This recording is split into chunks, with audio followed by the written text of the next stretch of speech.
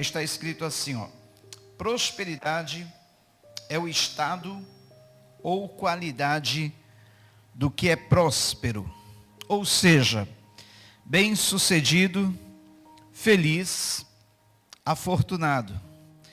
A prosperidade é um estado que é cobiçado por quase todos os seres humanos que desejam atingir padrões de vida que lhe garantam a contínua sensação de contentamento e estabilidade emocional. Então, queridos, prosperidade tem a ver com tudo isso. Ser bem-sucedido em tudo o que faz, em todas as áreas da vida, estar bem consigo mesmo, ter uma qualidade de vida, um estado emocional, espiritual, que traz um certo bem-estar. É aquela pessoa feliz, mais do que feliz, afortunada, no bom sentido, como nós falamos no domingo passado, no estudo sobre as bem-aventuranças. Então, a verdadeira prosperidade, ela é bíblica, amém? Nós não vamos falar simplesmente de ficar ricos, porque há pessoas que são tão ricas, que só têm dinheiro. E há pessoas que são pobres, mas são muito mais bem-aventuradas, são muito mais prósperas. Amém?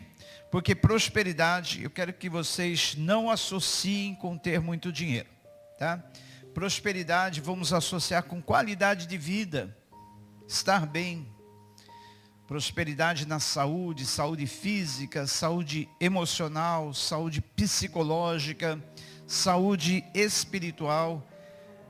A prosperidade espiritual, você estar bem com Deus. Então veja que a prosperidade, ela tem várias vertentes, que às vezes a gente só se apega naquilo que é dinheiro. O mal da teologia da prosperidade é achar que a pessoa que tem muito dinheiro é abençoada por Deus. Já a pessoa que tem pouco dinheiro não é abençoada por Deus, o que não é verdade. Então vamos desassociar a prosperidade da questão riqueza, dinheiro, e sim associar com qualidade de vida.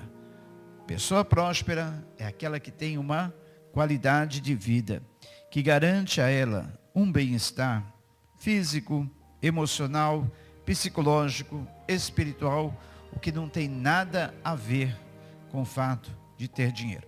Houve um certo rei que uma vez ele pediu para os seus súditos pesquisarem em todo o seu reino uma pessoa feliz e trouxessem para ele uma amostra dessa pessoa feliz. Ele queria como amostra uma camisa. Procure em todo o meu reino, procure uma pessoa que seja feliz, me traga uma camisa dela só para me ver como que se veste uma pessoa que é feliz, a pessoa mais feliz que vocês encontrarem no reino. E os súditos saíram a procurar por todo o reino, por uma pessoa que fosse aquele padrão que o rei pediu. O exemplo, o modelo de felicidade. E eles encontraram essa pessoa. Ele morava na beira de um lago, tinha um casebrezinho de uma cabana, que não era nem na verdade uma casa. Morava numa cabana, um casebre, na beira de um lago, vivia da pesca, daquilo que ele plantava. E o interessante é que quando eles trouxeram para o rei o modelo, a descrição desse homem feliz, o rei logo perguntou: e a camisa dessa pessoa? E a camisa desse homem? Olha, rei, nós não podemos te trazer, porque ele nem sequer anda de camisa. Nós só víamos ele sem camisa, na beira de um rio, tranquilo, pescando, plantando, colhendo. Foi a pessoa mais feliz que a gente encontrou em todo o seu reino. Então, por aí nós vemos que felicidade não tem nada a ver com ter, mas com ser. Amém? Aliás, Gênesis, capítulo de número 12, nós veremos através do chamado de Abraão, o início da nação de Israel. Uma nação que foi escrava durante 430 anos no Egito. Exilados na Babilônia depois de um tempo, passaram 40 anos no deserto, depois de estarem na sua terra, foram exilados durante 70 anos na Babilônia. Eles retornaram para a sua terra. Na Segunda Guerra Mundial, foram 6 milhões de judeus mortos. Eles foram desterrados. Ganharam só agora, no ano de 1948, o direito de constituírem uma nova nação, serem uma nação. E hoje, eles são a nação mais abençoada do mundo. Mais abençoada do mundo. Você sabia que os judeus no mundo são na proporção de 0,2% da população mundial? Somente os judeus constituem somente 0,2% da população mundial. São poucos, ainda espalhados pela terra. Mas você sabia que esses 0,2% constituem 11% da população milionária e bilionária do mundo? 50 vezes maior que a sua proporção. Vou repetir. Os judeus constituem somente 0,2% da população mundial. No entanto, os judeus representam 11% da população de milionários e bilionários do mundo. Ou seja, 11% dos milionários e bilionários do mundo são judeus. 11% de todos os milionários, bilionários do mundo. No entanto, eles são somente 0,2% da população mundial. Um exemplo, Silvio Santos é judeu. Safra, o homem mais rico do Brasil, é judeu. Mark Zuckerberg, dono do Facebook, multimilionário, judeu. Se hoje você tem um celular nas mãos, a maioria das peças que compõem esse celular foi inventado pelos judeus. Tem mais, 50% dos prêmios Nobéis em todas as áreas são de judeus. 50% de todos os prêmios Nobéis. Prêmios Nobéis da medicina, prêmios Nobéis da ciência, todos, 50% são judeus. 60% das pessoas que têm PhD no mundo, PhD é o doutorado.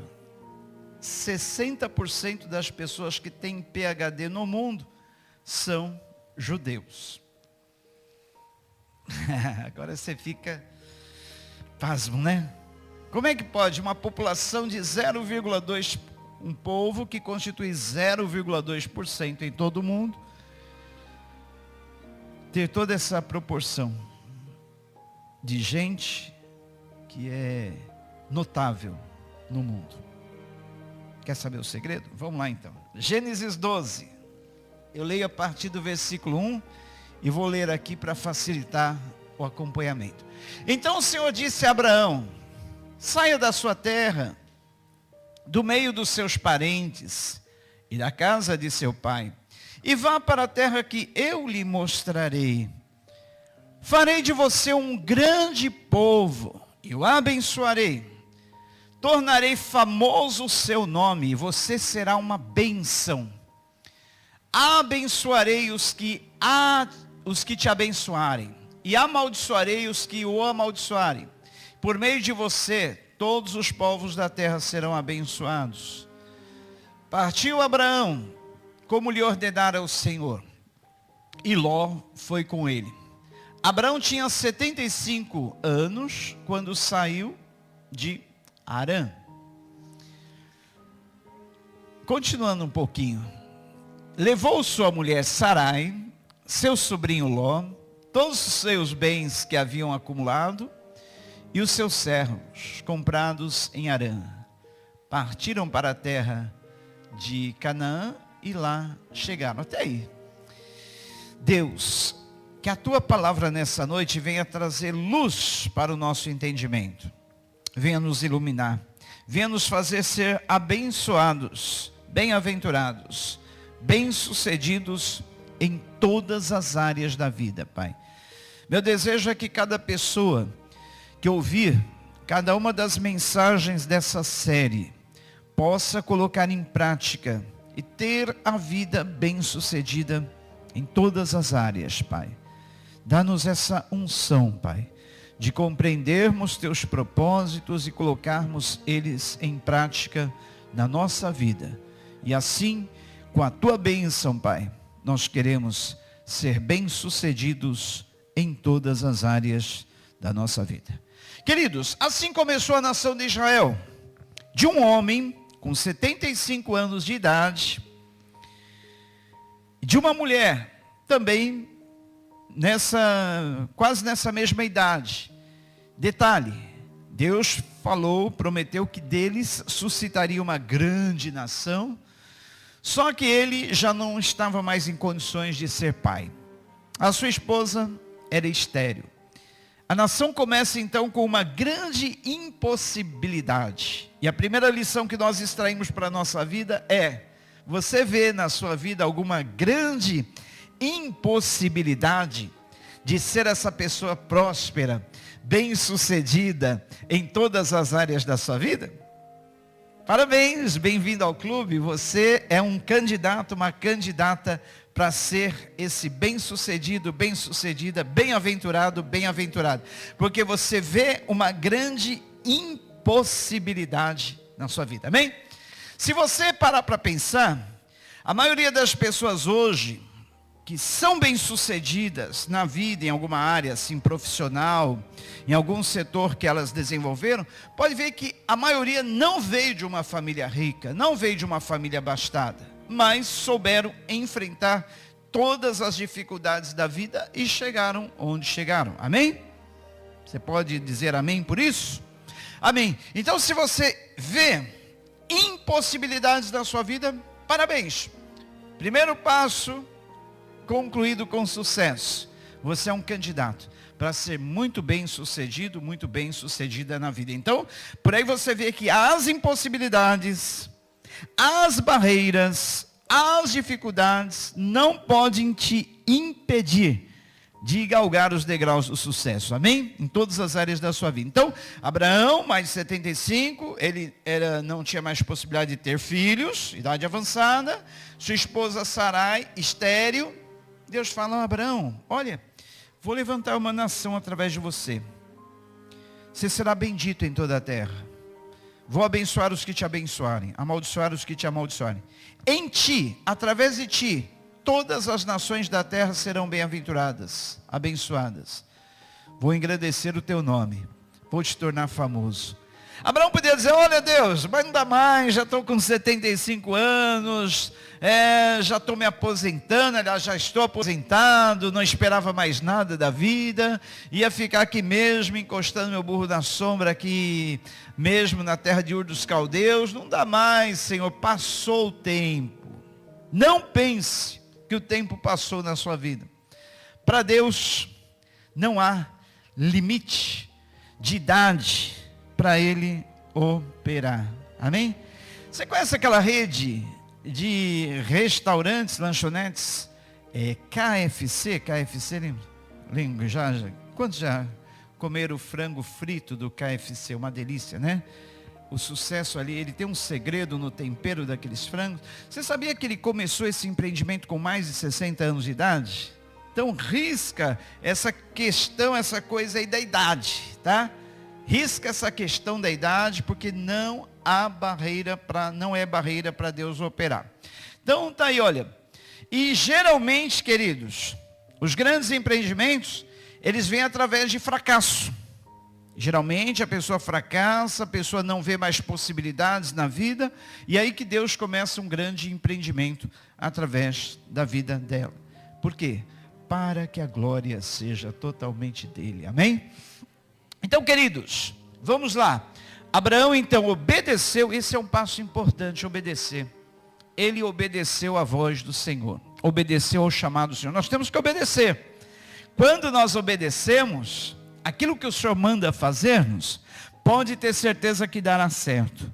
Não importa qual for a ordem do Senhor, se a ordem veio do Senhor, obedeça porque dará certo. Ele obedeceu e foi para um lugar que ele nem conhecia, para uma terra que ele não sabia onde era.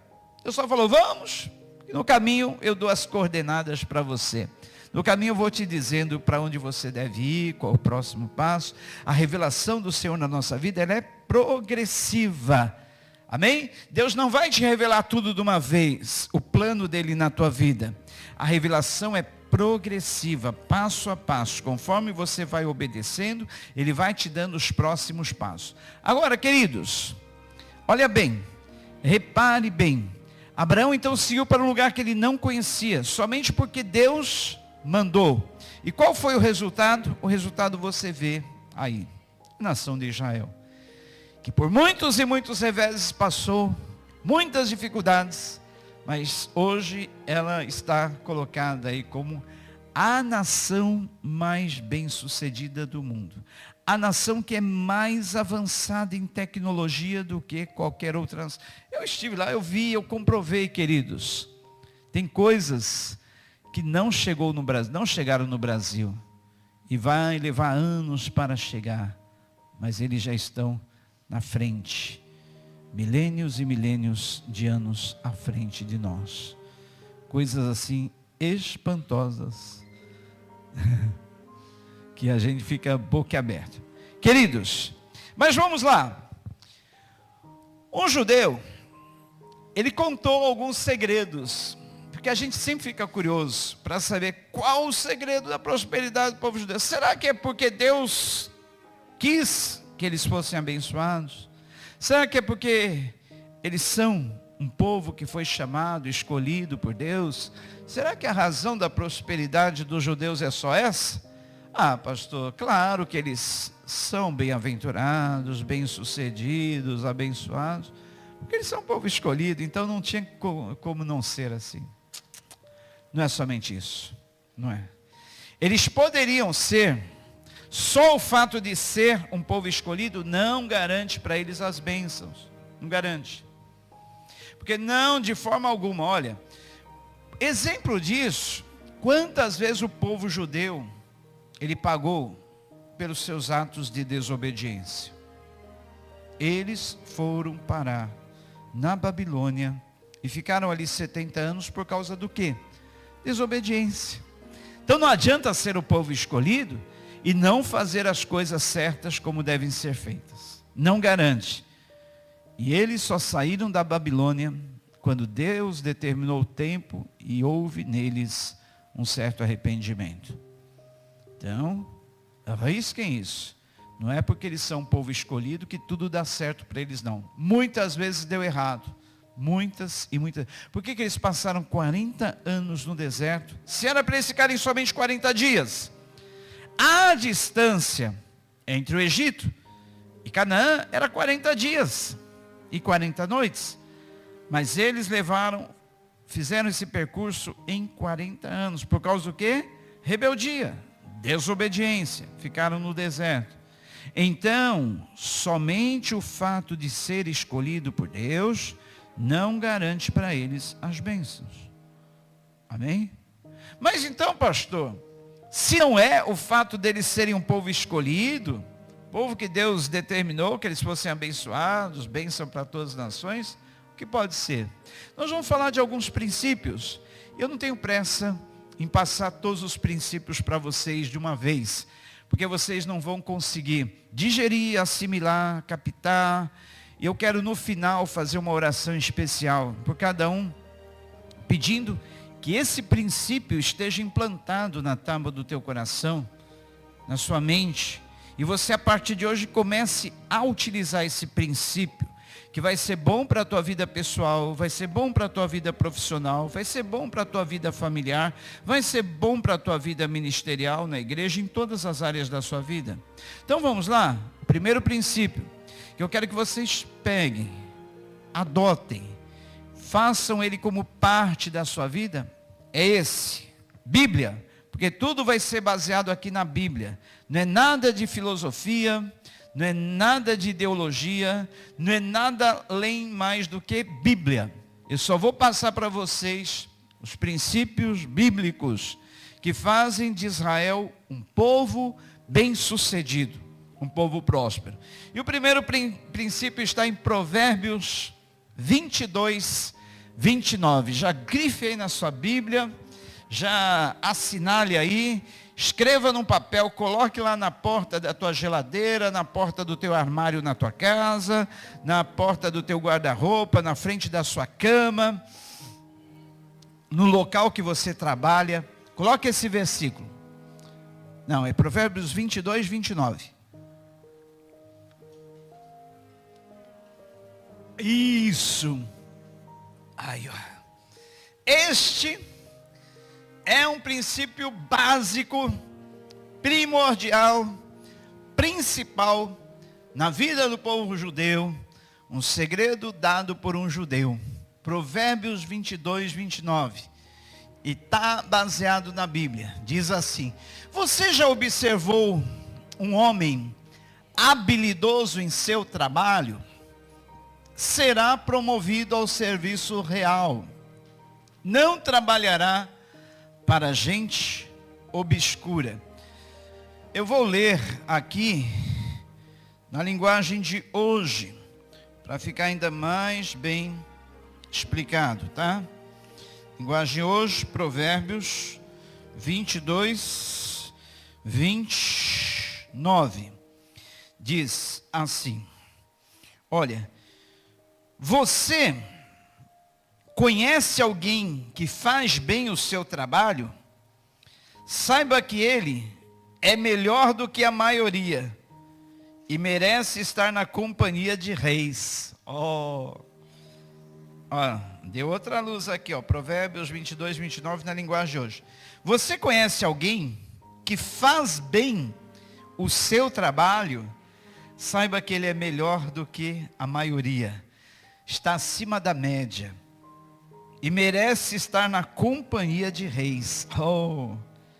Tá aí, olha. Primeiro segredo.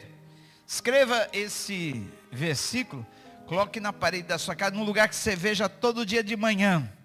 Você vai sair para o seu trabalho, você lê lá: olha, eu tenho que ser o melhor naquilo que eu faço. Eu tenho que ter habilidade no meu trabalho. Porque se eu fizer assim, um dia eu estarei trabalhando para reis. Eu estarei na companhia de reis.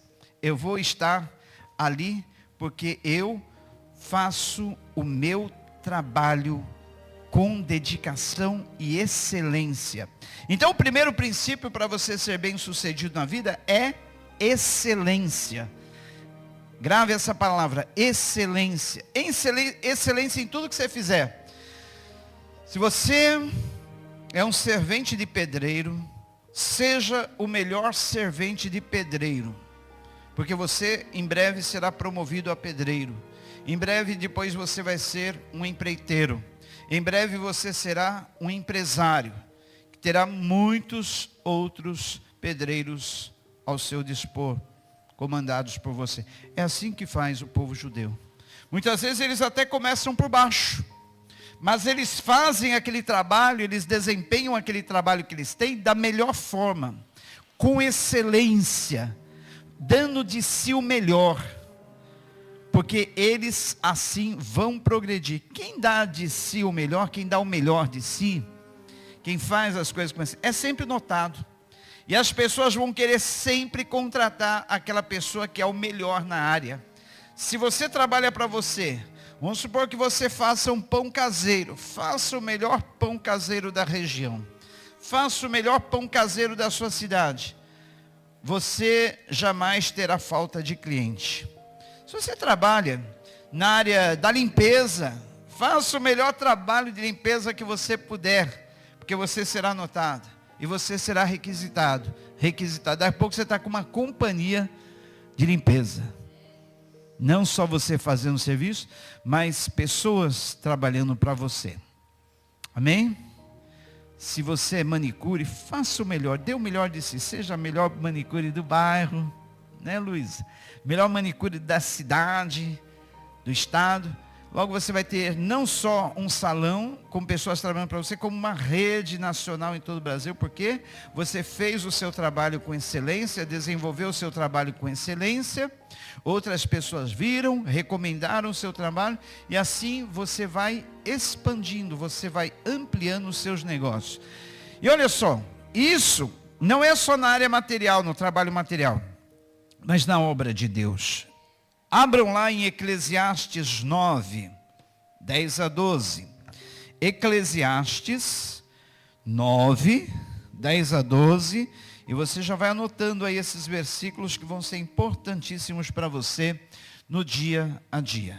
Eclesiastes 9, 10 a 12.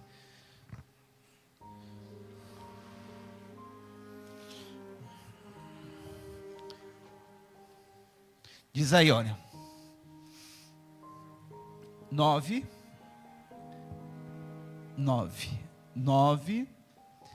capítulo 9, isso. Agora você vai para o versículo 10.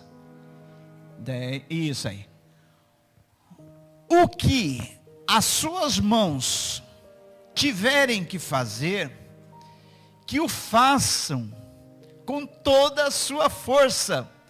Pois na sepultura para onde você vai, não há atividade, nem planejamento, não há conhecimento e nem sabedoria.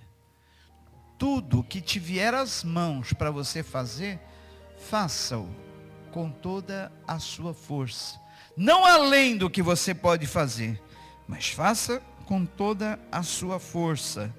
Sabendo que o tempo que você tem para desempenhar a atividade que lhe foi conferida é aqui, agora, nessa vida. Porque depois não haverá mais obra, não haverá trabalho, não haverá conhecimento, não haverá sabedoria. Então, faça tudo o que te vier às mãos para fazer, com toda a sua força. Sem corpo mole, sem empurrar com a barriga, sem preguiça. Faça tudo conforme as suas forças, porque há uma recompensa. 1 aos Coríntios 10, 31.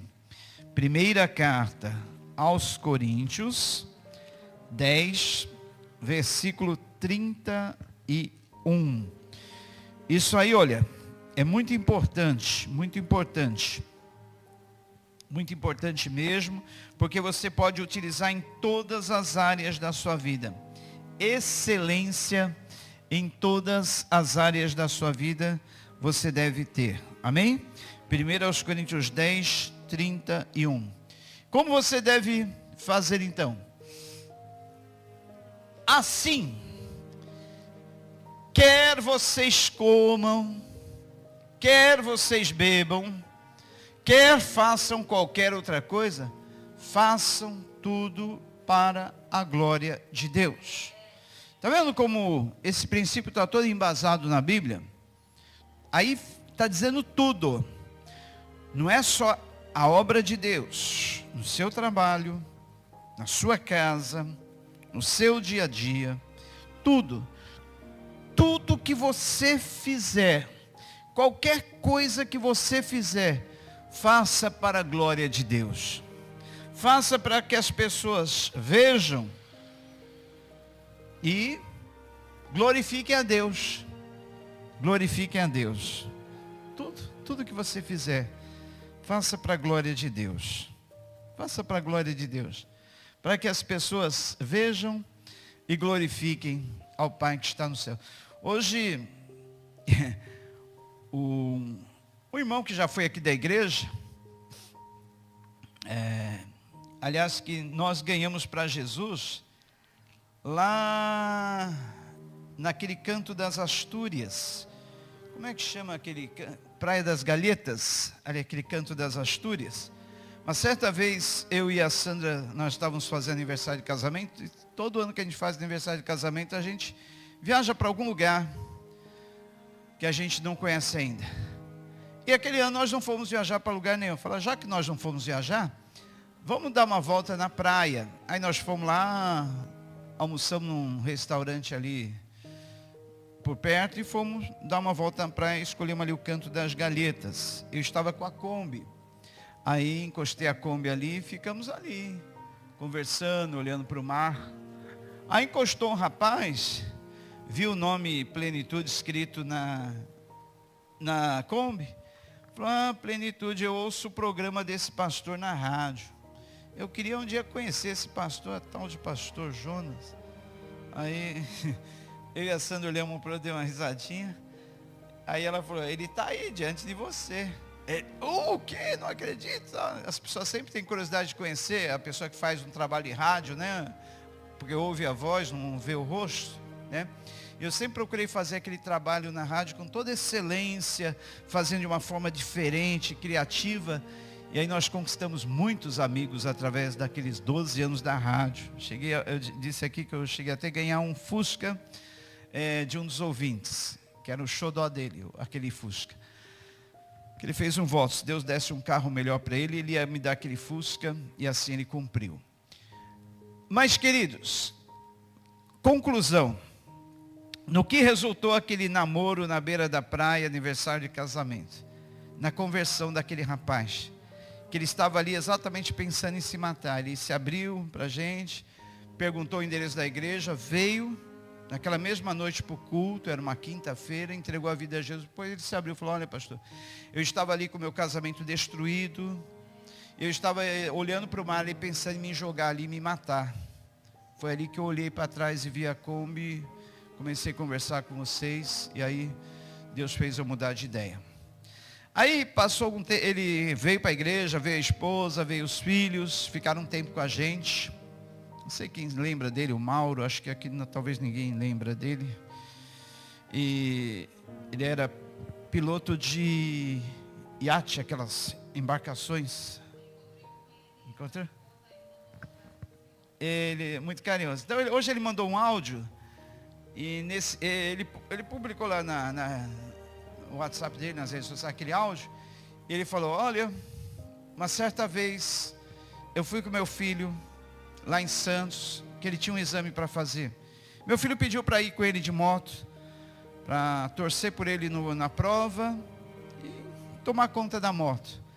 E eu estava lá, ele contando, eu estava lá tomando conta da moto do meu filho, em frente da faculdade que ele foi fazer o exame. E aí, uma pessoa do outro lado da rua disse, Mauro, tal. E ele disse, eu fiquei preocupado porque a rua era movimentada, Conselheiro Nébias. E aquela pessoa foi atravessar a rua de qualquer jeito, para vir em meu encontro. Veio em meu encontro, me abraçou, forte, me beijou. E ele falou, essa pessoa era o pastor Jonas. Eu estava um tempo sem ir para a igreja. Falou, Mauro, que saudade de você e tal. Rapaz, como está você, como está a família? E ele disse, aí depois de toda aquela conversa, o pastor João foi embora, e eu olhei do meu lado, tinha uma policial fardada chorando, chorava, eu falei, moça, está tudo bem? O que está acontecendo? Posso te ajudar? É que ela falou, quem que era aquele rapaz que veio, te abraçou, beijou? Eu falei, meu pastor. É que eu não estava indo na igreja, mas ele me encontrou aqui na rua, me deu esse abraço. E, pois é, quando eu vi esse gesto de amor, Deus falou no meu coração. É assim que você vai ser recebida quando você voltar para a casa do Pai. E ela disse que aquilo tocou ela, que ela começou a chorar, imaginar o momento dela ser recebida de volta na casa do Senhor, ela que estava afastada, né? E novamente tem aquele encontro com o Senhor. E ali mesmo ela fez a reconciliação com Ele. Então, olha só que bênção, Senhor. Aí eu lembrei daquele versículo que o Senhor Jesus Cristo disse em João, nisto conhecereis que sois meus discípulos, pelo amor que tiverdes uns para com os outros, né?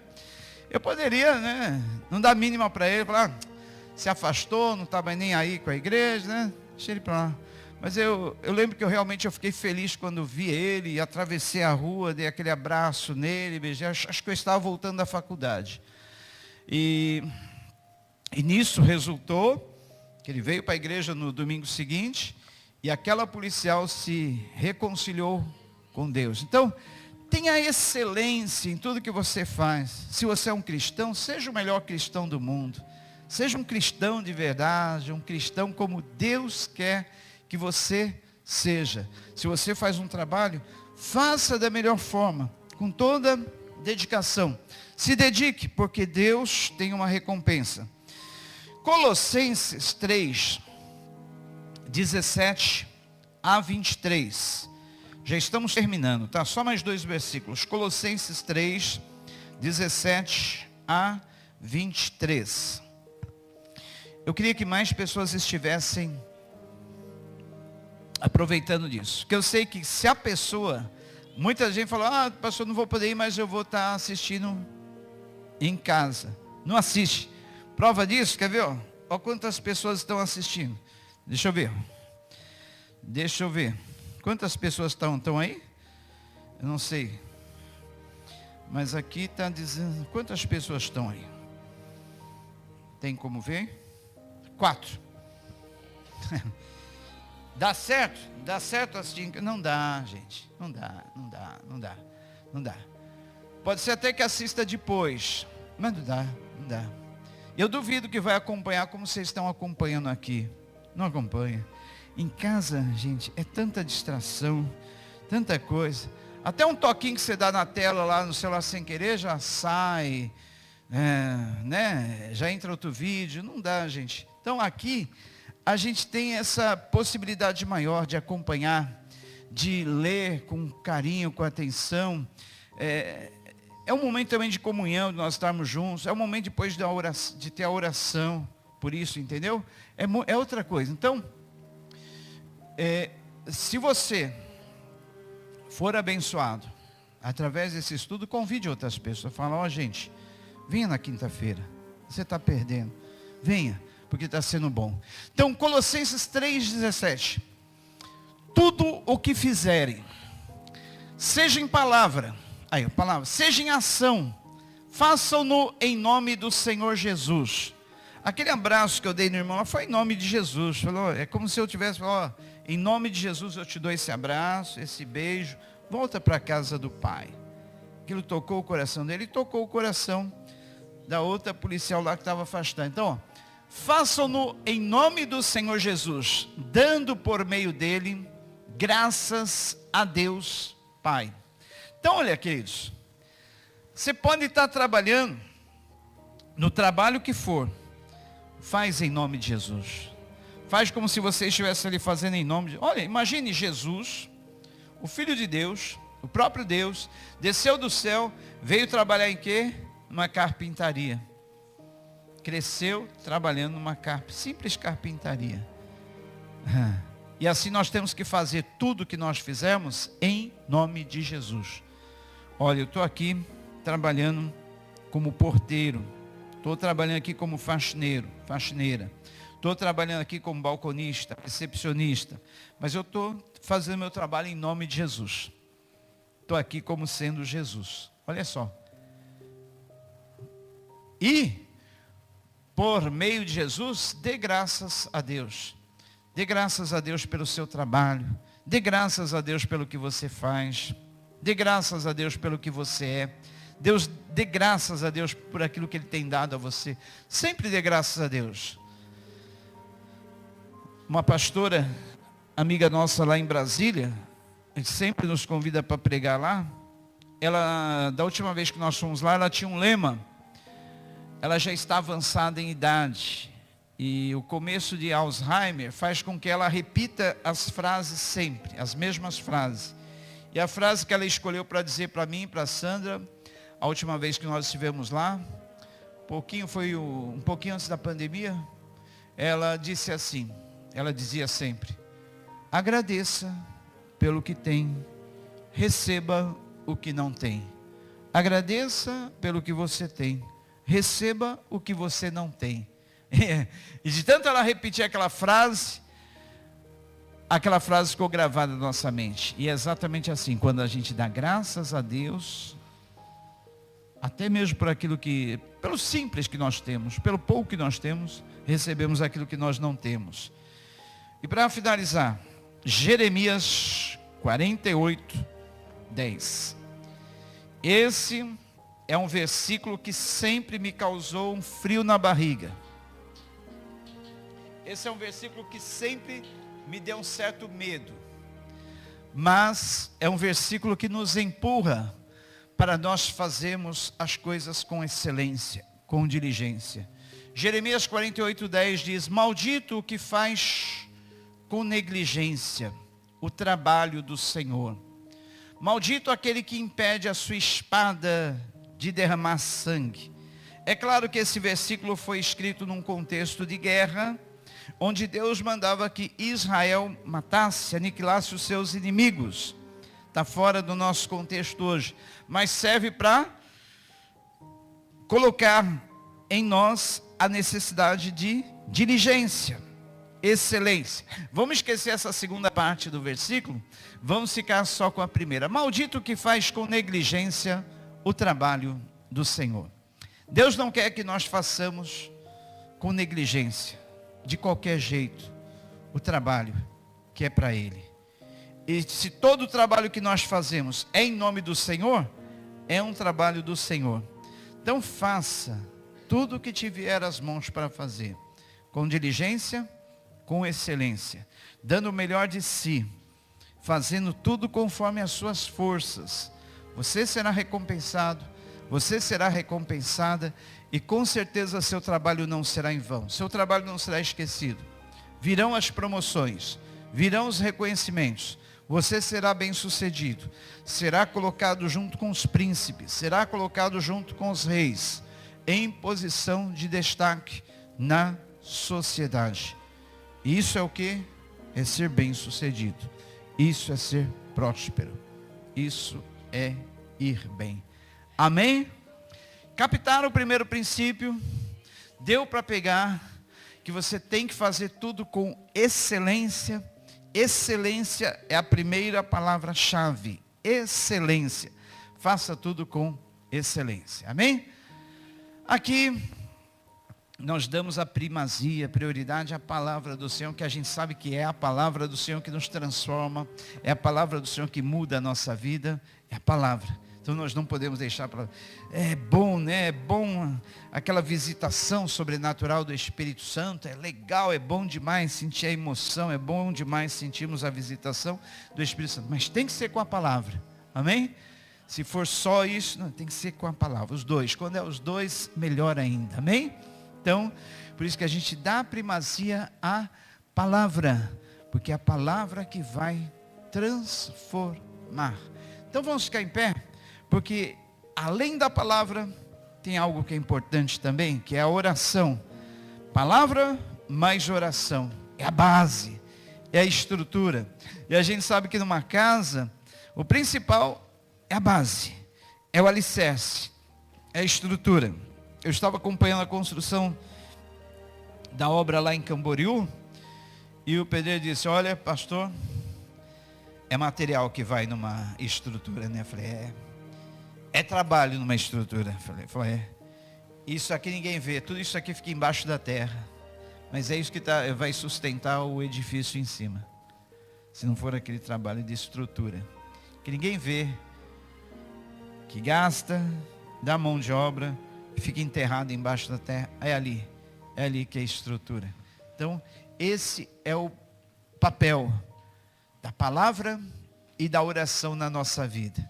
Tudo que vem em cima é bonito, é belo, é vistoso, da aparência. Mas mais importante é a estrutura. Por isso que nós temos que estar estruturados na palavra e na oração. Amém?